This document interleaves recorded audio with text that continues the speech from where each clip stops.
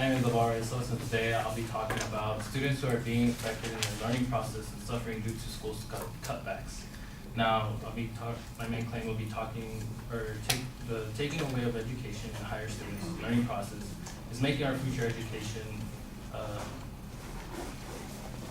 detrimental. Alright, as my supporting claims, I will be talking about type of cutbacks is affecting our students' learning experiences. Also with the second one being increasing the school's fees will affect our students' learning.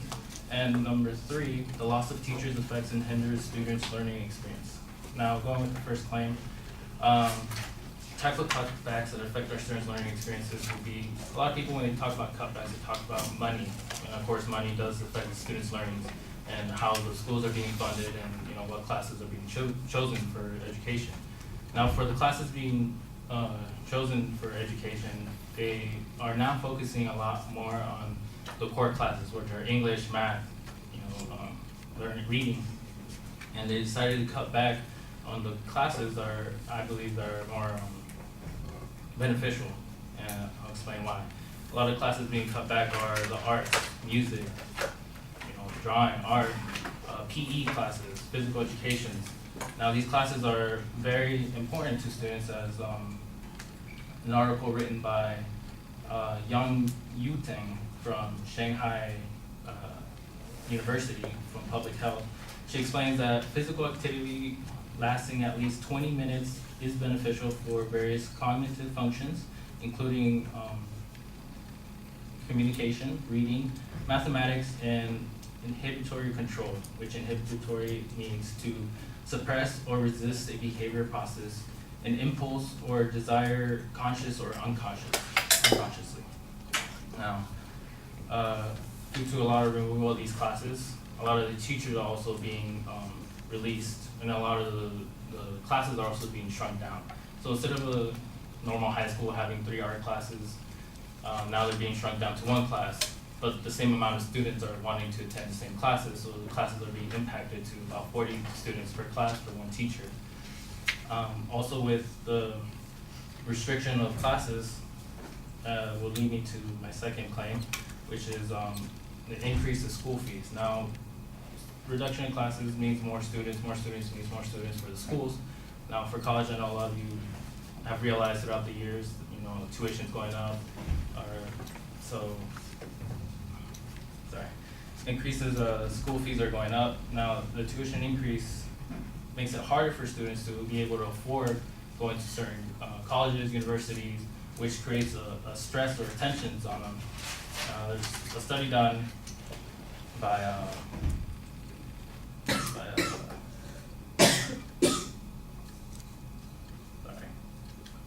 there's a tuition study done for the rising California tuition, done by article Inside Ed is the article name. And then tuition, they say tuition is at rise. Student tuition fees are from $12,192 as of today, and will raise up to $15,000 by the fall of 2019 in the state of California. Now a lot of that tuition money puts a lot of stress on people. They need to figure out how to pay for classes, how to, people want an education. So it puts a lot of stress on them. Now, some students aren't able to pay for those classes, which leads them to, trying to struggle with financial aid, even then getting 2 jobs. And then sometimes it leads them into poverty. Sometimes it goes to extreme of being homeless, which then increases also another stress in their life. Now, another article I read is Center of Budgets and Policy Priorities. An alarming rate of homeless students in California is over 20% of the national total. So over about 20% of the national total are homeless and are students as well. Now, as my third claim, due to the loss of teachers, the effect of higher students' learning experience. So a lot of the students, they have a lot of cutbacks from their classes, and it minimizes the amount of teacher to student ratio and allows less of the communication with the students. I don't know about any of you have been in a classroom where there's about 13, maybe 12 students per teacher. That enhances the fact of a communication between, you know, you have a question between classes, you don't understand the homework, they have time for you, you know, there's that teacher and student bond. Now, there was also a journal done by the Oxford Journal, and it said there's a, okay, I'll skip that one, excuse me. However, I will conclude by saying that a lot of the school cutbacks have been done by classes. Now, there was an increase in school funds this past year, but a lot of that funds are going to support classes, which would enhance their English and math, but would remove their arts and all the arts and music and stuff that kind of enhances the students better. Thank you.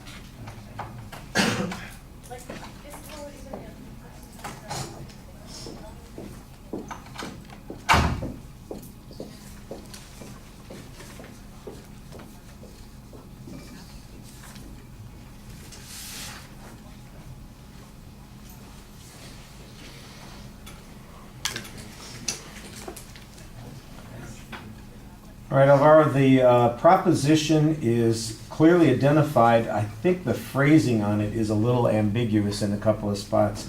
You know, it's like taking away educational learning. I'm going, okay, well, what is that referring to? I think you need a more specific term there, and it makes it's detrimental to education. I think that's a little bit clearer. But how are we going to measure that? I think that might have been a sharper way to go in the phrasing on that particular point. There's a pretty good preview of the secondary points, although sometimes those points are also phrased in a way that's not as clear as it needs to be what you're saying on the individual points. When you get to the individual points, you do a good job kind of explaining how you see these ideas and concepts working. What I need more of is a demonstration of a proof that the way you see it corresponds to reality. So for instance, I didn't hear any numbers about classes being cut. You said they emphasize core courses and they cut back the number of courses in art, music, and PE, and often they go from 3 sections to 1 section. And I'm going, okay, well, where did they do this? Do you have any examples of that? Is there any statistical information about how, there are 800 kids in some high school who want to take an art class and can't get into the art class? This just seems to be like your impression. This is what you think is going on in the world, but I don't know that it's an accurate description of the world, so I think we need some data on those kinds of things. When you go to the second topic and you mention school fees, basically it's kind of a shift now from what's being spent on education primarily in elementary and high schools to what it's going to cost for students to go to college. And I think that that's a slightly different argument, and it probably could be its own claim of fact on this, that the increase in fees is decreasing access to higher education.